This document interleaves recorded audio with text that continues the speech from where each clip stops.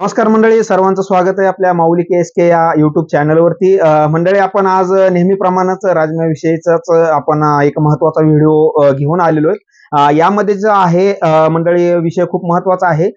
ज्या आपल्या शेतकऱ्यांनी राजम्याची पेरणी केलेली आहे, पहिली फवारणी झाली असेल, एव्हाना 15 दिवसाचा कालावधी पेरणीपासून जरी झालेला असेल, तर विशेषतः एका रोग असेल किंवा कीड असेल, या किडीला आपले शेतकरी खूप त्रस्त झालेत आणि त्याच अनुषंगानं आजचा व्हिडिओ मला बनवावा वाटला, म्हणून मी जो आहे हा व्हिडिओ बनवतोय. व्हिडिओ जो आहे, सुरुवातीची होणारी जी काही मर आहे, उगवणीपासून 10 ते 15 दिवस, एव्हाना 20 दिवसापर्यंत त्या कालावधीमध्ये जे काही आपल्या राजमा पिकाचे होणारे मर आहे, ह्या मरीविषयीचा आपण आजचा व्हिडिओ या ठिकाणी करत आहोत. यामध्ये सविस्तर माहिती सगळी सांगणार आहोत. औषध कुठलं वापरायचंय आणि त्याचं प्रमाण किती घ्यायचंय, कशा पद्धतीने नियोजन करायचं, याविषयीचा संपूर्ण व्हिडिओ हा एकदम माहितीपूर्ण व्हिडिओ होणार आहे. म्हणून सर्वांना विनंती, व्हिडिओ शेवटपर्यंत बघा, जेणेकरून तुम्हाला जे आहे वेगवेगळ्या स्वरूपात किंवा कुठेही दुकानदारापाशी जाऊन जे काही औषधाचं जे काही कन्फ्युजन होणार आहे किंवा दुकानदार जो देणार आहे त्याचा रिझल्ट नाही येणं, ह्या गोष्टीशी तुम्हाला जे आहे त्याचं टेन्शन जाणार आहे.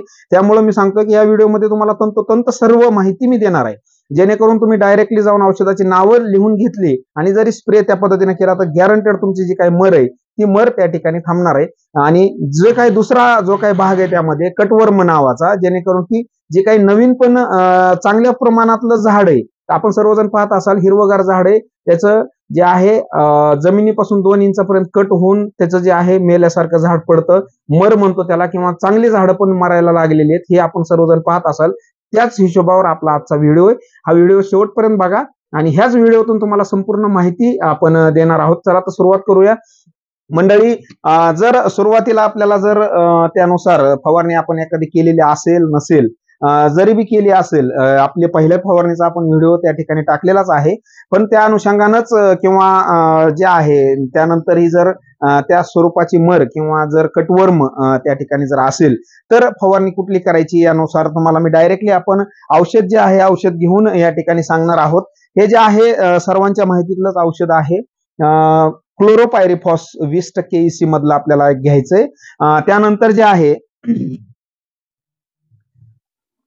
प्राईम मिनिस्टर नावानं माझ्याकडे जे आहे उपलब्ध आहे, याच्यामध्ये जो घटक आहे आसेटामाप्राइड 20% SP मध्ये.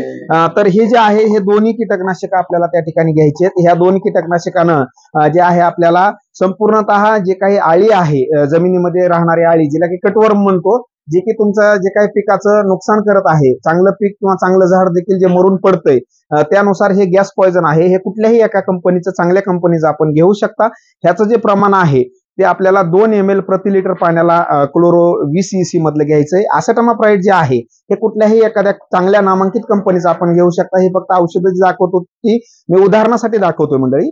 यामध्ये आसेटामाप्राइड जे आहे 1.5 ग्राम प्रति लिटर किंवा 1 ग्राम प्रति लिटर प्रमाणात घ्यायचंय. आसेटामाप्राइड मुळे जे काही थ्रिप्स आहे किंवा जे काही गोंगणे, पांढरे मासे असेल, तुडतुडा असेल, याचं कव्हर या ठिकाणी मिळून जाईल. आणि निश्चितच पीक जे आहे ते मंडळी सेन्सिटिव्ह आहे, रसशोषक किडीचा याच्यावर जास्त प्रादुर्भाव होतो, त्यामुळे त्या अनुषंगाने हे कीटकनाशकाचा भाग जो आहे हा आहे. जे काही कटवर्म होणार आहे त्या कटवर्मला आपण याच्यापासून कंट्रोल 100% आपल्याला मिळू शकतं. हे कीटकनाशक वापरायचंय.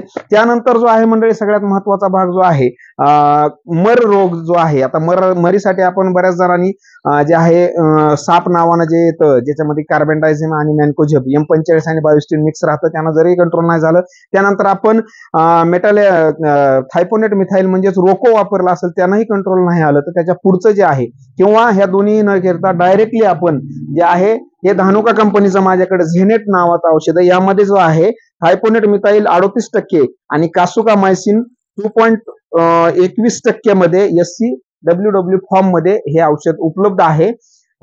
धानुका कंपनीचं मी दाखवतोय, आपण कुठल्या एखाद्या स्टँडर्ड कंपनीचं त्या ठिकाणी हे घेऊ शकता. ह्यानं निश्चितच जी काही मर होईलेली सध्या ती तात्काळ 3 ते 4 दिवसामध्ये मर थांबण्याला आपल्याला मदत होईल. हे बुरशीनाशक आपल्याला वापरायचंय. ह्याचं जे प्रमाण आहे 1.5 ml प्रति लिटर पाण्याला या ठिकाणी आपल्याला पंपामध्ये घ्यायचंय. कीड आणि जे काही रोग आणि जे काही बुरशी ह्याच्यावर आपण कंट्रोल केलं, पण असं नाही फक्त कंट्रोल केलं कीच त्या पद्धतीने झालं. आता सगळे शेतकरी जे आहेत फक्त कीटकनाशक मारतायत. कीटकनाशक न मारता मंडळी आता हे कीड आणि रोग किंवा बुरशी असेल, या बुरशीवर यामुळे कंट्रोल, पण झाडामध्ये ताकद येणं महत्वाचं. त्यासाठी जे आहे आपल्याला चिलेटेड मध्ये मायक्रो न्यूट्रंट घेणं महत्वाचं आहे, किंवा सीवीड मध्ये सीवीड एक्स्ट्रॅक्ट असेल किंवा ज्यामध्ये की ह्युमिक असेल, अमिनो ऍसिड असेल, अशा पद्धतीनं जे की सुरुवातीच्या काळामध्ये आपल्याला जास्तीत जास्त वाढ आणि फुटवा करण्यासाठी मदत करेल.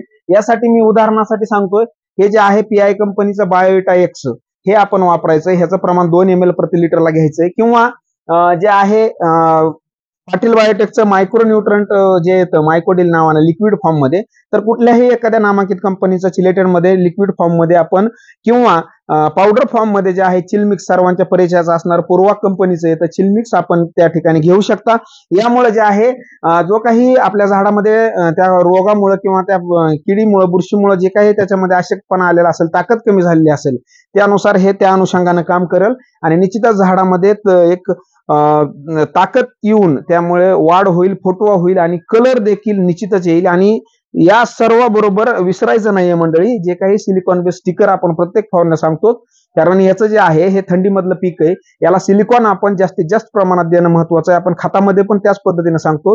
पूर्वाचंच ऍक्टिव्हेट नावानं आहे जे की सिलिकॉन बेस स्टिकर आहे. कुठल्याही एखाद्या कंपनीचं आपण चांगल्या कंपनीचं स्टिकर घेऊन सेवर स्प्रेडर घेऊन त्या ठिकाणी या कॉम्बिनेशन नुसार जर फवारणी केली, सेवरचं जे आहे प्रमाण ते 5 ml ते 10 ml च्या प्रमाणात त्या कंपनीच्या नुसार आपण घ्यायचंय आणि त्या अनुषंगाने जर फवारणी केली तर निश्चितच तुम्हाला जो काही कटवर्म आहे किंवा मर सुरुवातीची आहे यापासून निश्चितच तुम्हाला त्याचं कंट्रोल मिळणार आहे. त्यानुसार जर तुम्हाला काही अडचण असेल तर मंडळी माझा नंबर मी तिथं खाली लिहित नाही, फक्त सांगतोय. 97 63 48 47 49 या नंबरवरती सकाळी 11 ते संध्याकाळी 5 वाजेपर्यंत कधीही कॉल करा. एव्हाना कॉल नाही उचलला तर हाच माझा व्हॉट्सअपचा नंबर आहे. व्हॉट्सअपवर देखील आपण कॉल करू शकता. होईल तेवढ्या लवकर मी रिप्लाय तुम्हाला देण्याचा आणि मार्गदर्शन देण्याचा प्रयत्न करीन. चॅनल सोबत राहा. निश्चितच भेटूया पुढच्या व्हिडिओमध्ये. तोपर्यंत नमस्कार.